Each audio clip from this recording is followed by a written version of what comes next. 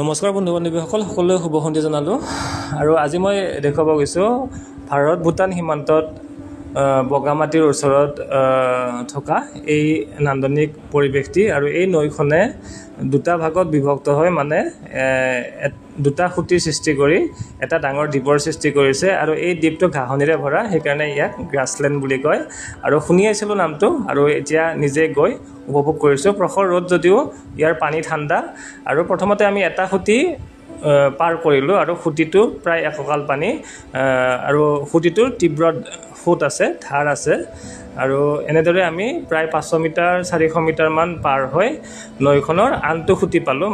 আমি এই গ্ৰাছলেণ্ড দ্বীপটো আমি পাৰ কৰিলোঁ। আৰু পাৰ কৰাৰ পিছত সেইটো খুঁটিত এনেকুৱা ডাঙৰ ডাঙৰ শিলৰ মাজেৰে এই নদীখন বৈ গৈছে। এই নদীখন আচলতে ভূটানৰ পৰাই বৰনৈ নামেৰে নামি আহিছে, আৰু তামোলপুৰ, বাক্সা, কামৰূপৰ মাজেৰে পুঠিমাৰী বা লখাইতৰা নামেৰে নাম লৈ মহাবাহুত বিলীন হৈছে। সঁচাই ইয়াৰ পৰিৱেশ অতি